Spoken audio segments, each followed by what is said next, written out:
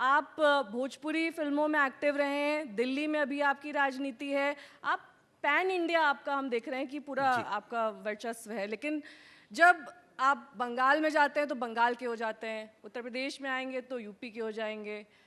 यहाँ पर किस तरह से गाएंगे, किस तरह से आपका चुनावी अभियान चलेगा, उसकी बानगी हम देखें क्या यहाँ पर? नहीं, देखिए, हमने गीत गाया है, शायद आप लोगों ने सुना होगा, नहीं सुना होगा। मैंने गीत गाया है कि कब छूटा गांव नहीं जाने, कब काशी लगी अपनाने,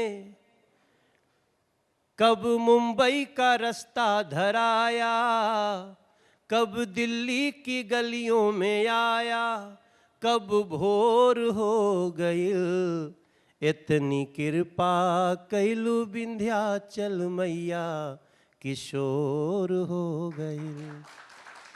हम तो कह रहे हैं, हम भारत के हैं रहने वाले, हम इस धरती के हैं दीवाने। हम कहाँ कह रहे हैं कि हम किसी एक ये तो मेरा भाग्य है कि हम पैदा हुए कबीर चौरा अस्पताल बनारस में। हमारी पहली क्रिकेट खेलने का काम बंगाल में हुआ, वहाँ रहे सॉल्ट लेक में, फिर हम दिल्ली के झुग्गियों में रह के टी सीरीज में गाने के लिए संघर्ष किए, फिर हम वहीं से एक्टर बन गए तो जाके बम्बई चले गए, फिर दिल्ली बुला ली। उत्तर प्रदेश बिहार कैसे छूट सकता है? अब माने न माने हम तो इसी के हैं। मैंने सुना है कि निरहुआ जी बड़ी अच्छी तुकबंदी करते हैं आपके साथ, अरे बड़ा अच्छा तालमेल है आपका।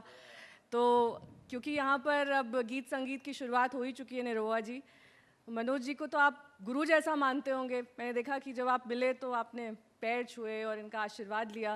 आज जवाब देंगे या फिर वही आदर का, सम्मान का ही रिश्ता हमेशा रहेगा? नहीं, मैं आपको प्रणाम करता हूँ, भैया को प्रणाम करता हूँ, राजू भैया को प्रणाम करता हूँ, मालिनी जी को प्रणाम करता हूँ, आप सभी लोगों को प्रणाम करता हूँ मैं। और आपने एकदम सही कहा, मनोज भैया हमारे लिए गुरु हैं।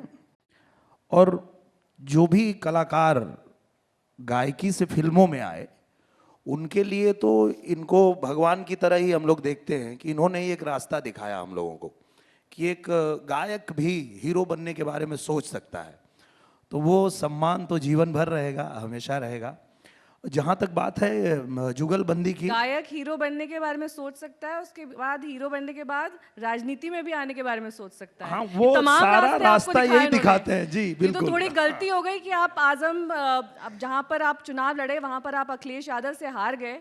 ये थोड़ी सी कहीं ना कहीं बहुत बड़े नाम के साथ आपको पार्टी ने उतार दिया, लेकिन अगर कहीं ना कहीं वो अफसोस को दरकिनार कर दें तो राजनीतिक करियर तो आपका अभी तक का अच्छा ही रहा है। नहीं, वो अभी भी वहाँ सांसद मैं ही हूँ, क्योंकि जिनको हमारे आजमगढ़ की जनता ने चुना वो कभी जाते नहीं हैं, जाता मैं ही हूँ वहाँ पे, तो ऐसी बात नहीं है। और चूंकि आजमगढ़ से चुनाव लड़ने का कारण एक ये भी था कि हीरो की एंट्री हमेशा बड़ी होनी चाहिए। जब एंट्री बड़ी होती है तो अभी तो हमने एंट्री मारा है, अभी तो इंटरवल, उसके बाद क्लाइमैक्स, बहुत टाइम है अभी, तो वो तो खाली अभी शुरुआत थी। और तुकबंदी के बाद जैसा कि आपने कहा, तो मेरा और मनोज भैया का हमेशा जो जुगलबंदी रहा है वो जुगल जोड़ी ही हमको कहा जाता है।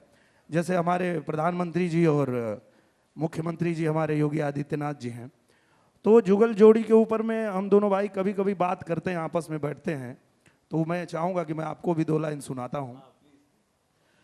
जुगल जोड़ी हो जुगल जोड़ी, जुगल जोड़ी हो जुगल जोड़ी, अब पियो के ना छोड़ी, जुगल जोड़ी अब पियो के ना छोड़ी।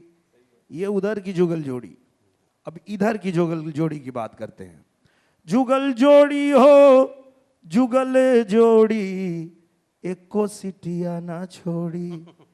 जो लोग सपना देख रहे हैं उत्तर प्रदेश में, और अभी मैं सुन रहा था, एक को सिटिया ना छोड़ी, समझ गई ना? हाँ, एक भी सीट नहीं छूटेगी। हाँ। 403 की 403 आएंगी।